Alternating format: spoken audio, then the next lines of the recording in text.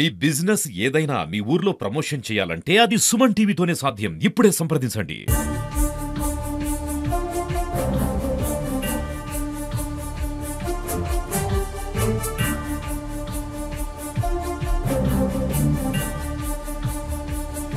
డబ్బులు ఎక్కడున్నాయో పాత సంవత్సరాల బిందెలకి ఎదుర్కొని తీసుకొని జేబులో పెట్టుకొని వచ్చాం. టిఫిన్ చేద్దామంటే లైన్ పోతుంది. ఇక్కడ రైతు రాజ్యం రావాలంటే రైతు రాజ్యం రావాలంటే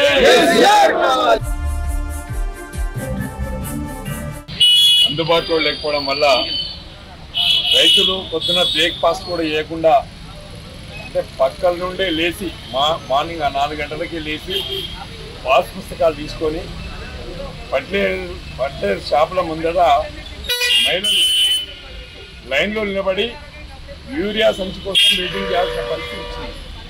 అది కూడా ఒక్క రైతుకు ఒకే సంచి ఇస్తున్నారు. 10 ఎకరాలున్నా కూడా ఒకరుంటే ఒకటే సంచి ఇస్తున్నారు. రైతుకు 5 ఎకరాలు ఉంటే భార్య, బిడ్డ, భర్త, కొడుకు, బిడ్డ అందరూ ఇంట్లో ఉన్నటువంటి ఇంటిల్లిపాది కూడా వచ్చి లైన్లో నిలబడి ఒక్క ఎకరానికి ఒక్క సంచి లెక్క తీసుకోవాల్సినటువంటి పరిస్థితి వచ్చింది. ఇవాళ రేవంత్ రెడ్డి గారు యూరియా సరిపడంత ఉన్నది, బ్రోకర్లు బ్లాక్ చేసి రేవంత్ రెడ్డి గారు మాట్లాడతారు. అగ్రికల్చర్ మినిస్టర్ తుమ్మల నాగేశ్వరరావు గారు మాట్లాడతారు. బీజేపీ అధ్యక్షుడు రామచంద్రరావు గారు మేము 12 లక్షల మెట్రిక్ టన్నుల యూరియా ఇచ్చినాం, కాంగ్రెస్ ప్రభుత్వానికి చేతగాక బీజేపీ ఏడుస్తుందని చెప్పి రామచంద్రరావు గారు రాష్ట్ర అధ్యక్షుడు మాట్లాడతారు. ఇంకా దొంగ బీజేపీ, దొంగ కాంగ్రెస్ ఏదేమైనప్పటికీ కూడా రాష్ట్రంలో అధికారంలో ఉంది కాంగ్రెస్ ప్రభుత్వం, రేవంత్ రెడ్డి గారి ప్రభుత్వం. ఇలా రాష్ట్రంలో అన్ని గ్రామాల రైతులు రోడ్ల మీద నిలబడి యూరియా సంచులు కొనాల్సినటువంటి దౌర్భాగ్యమైనటువంటి పరిస్థితి ఈరోజు దాపురించింది.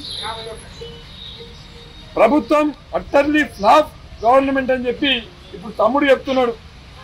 కరెంటు రాక ఒక్కో నియోజకవర్గంలో రోజుకు 10 ట్రాన్స్ఫార్మర్లు కాలిపోతున్నాయి, 100 కరెంటు మోటార్లు కాలిపోతున్నాయి. రాష్ట్ర వ్యాప్తంగా తీసుకుంటే రోజుకి 4000 ట్రాన్స్ఫార్మర్లు కాలిపోతున్నాయి, 1000 సమర్సబుల్ మోటార్లు కాలిపోతున్నాయి. రైతు పరిస్థితి ఏంది? ఒక్కసారి మోటార్ రిపేర్ చేస్తే 5000 రూపాయలు ఖర్చు అవుతుంది. మీరు రైతు బంధు ఇవ్వలేదు, వడ్లు సరిగా కొంటలేరు, బోనస్ ఇస్తలేరు, రైతును దివాలా తీపిచ్చే ప్రయత్నం కాంగ్రెస్ ప్రభుత్వం చేస్తూ ఉంది. ఇవాళ రేవంత్ రెడ్డి గారు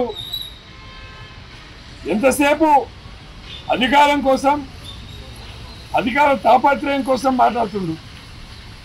10 సంవత్సరాల అధికారం నేనే ఉంటాను మాట్లాడుతున్నాడు. 10 సంవత్సరాల సంగతి పక్కన పెట్టండి.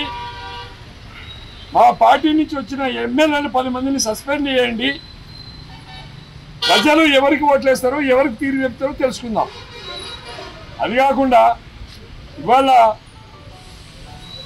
ఎంతసేపు కేసీఆర్ గారి మీద, కాళేశ్వరం మీద, హరీష్ రావు మీద, కేటీఆర్ మీద కేసులు పెట్టి పబ్బం గడుపుకొని ఈ బాధల్ని మర్చిపోయేటట్టు చేస్తున్నావు.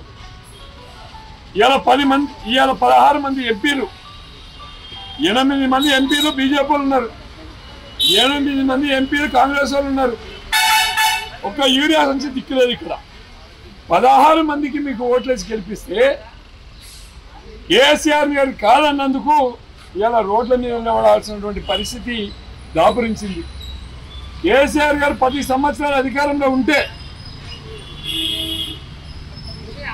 ఏ చెరువులో చూసినా నీళ్లు, ఏ కాలువలో చూసినా నీళ్లు, ఏ పొలంలో చూసినా రైతు కడుపు నిండా అన్నం తిని సంతోషంగా ఉన్నాడు. కానీ ఇవాళ రైతు రోడ్ల మీద రావాల్సినటువంటి పరిస్థితి వచ్చింది. కాబట్టి మేము ప్రభుత్వానికి విజ్ఞప్తి చేస్తున్నాం, వెంటనే స్పందించండి, కేంద్ర ప్రభుత్వం మీద ఒత్తిడి తీసుకురండి. మాకు మసాలా వస్తువులు వేశాడు. ఇప్పుడు యూరియా కావాలి మాకు ఖచ్చితంగా రైతులకు.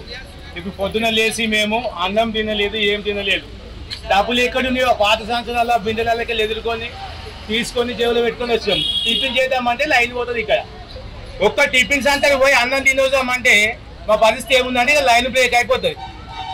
ఒక్కసారి ఇప్పుడు మాట్లాడినందుకే మా లైన్ పోయింది. మా పరిస్థితి ఏంటంటే మాకు మసాలా ఎకరాకు ఒకసారి ఏం చేసుకున్నాం సార్? అది ఏ మూలుగా వేయలేము కదా. ఎకరాకు 2 సార్లు ఇచ్చినా కానీ ఇప్పుడు ఒక ఇంట్లో 4 మనుషులు రావాలి. 4 ఎకరాలు ఉంది నాకు. నేను ఒక్కరు వచ్చిన 2 సార్లు తీసాను. ఏం చేసుకోవాలి అది కొంచెం పోయి? ఇప్పుడు మా భార్య రావాలి, మా బిడ్డ రావాలి, నేను రావాలి. 3 వస్తే 6 సంవత్సరాలు వచ్చేది గ్యారంటీ లేదు. మసాలా ఇది మా పరిస్థితి. రైతులకు కలగబడ్డ పరిస్థితి ఏంటంటే ఇది దరిద్రం. డబ్బులు ఇయ్యక కాదు, మేము రాక కాదు, కానీ ఇక్కడ మాకు మసాలా ఎరువులు అందడం లేదు. గ్రామ పంచాయతీలు అంటావా, చెత్త డాక్టర్లు లేదు, మోరీలు షాపు లేవు, ఎక్కడ గడ్డలు అక్కడ, ఎక్కడి కొబ్బరి పంటలు అక్కడనే ముసుకుపోయి ఉన్నాయి. దోమలు మనం తెలంగాణలో మన కేసీఆర్ వచ్చినప్పుడు మంచి మంచి పనులు పెట్టిండు. అవి ఇప్పుడు ఒక్క పనులు కూడా సాగు లేవు. ఎందుకు లేవు అంటే పట్టించుకున్న నాయకుడు లేడు. ఎందుకు లేడు? వాళ్ళకి డబ్బులు ఎక్కడి నుంచి వస్తలేవు. వాళ్ళు పెట్టిన పెట్టుబడి వాళ్ళకి వస్తేనే వాళ్ళు మేలు చేస్తారు. వాళ్ళకి పెట్టుబడి వస్తే లేదు. ఇప్పుడు మాకు ఫ్యాక్టరీ ఒకటి ఉన్నది, అది ఏం చేసుకుంటాం? దాన్ని వేయలేం కదా. చికెన్ అయితే 4 కిలో తింటాము, మటన్ అయితే 1 కిలో తీసుకుంటాం. కాబట్టి ఇప్పుడు మాకు యూరియా ఎక్కువ అవసరం కాబట్టి యూరియా లేదు. ఏం చేసుకున్నాం? చుట్టుపక్కల ఏం చేసుకున్నాం చెప్పు. ఎకరాలు సంచులు వేసాము, దుక్కి యూరియా అయితే 4 సంచులు వేసాము. ఇది వెంటనే గవర్నమెంట్ పట్టింపు చేసుకొని రైతులకు కావాల్సిన న్యాయం చేయాలని మేము అది చేస్తూ ఉన్నాం.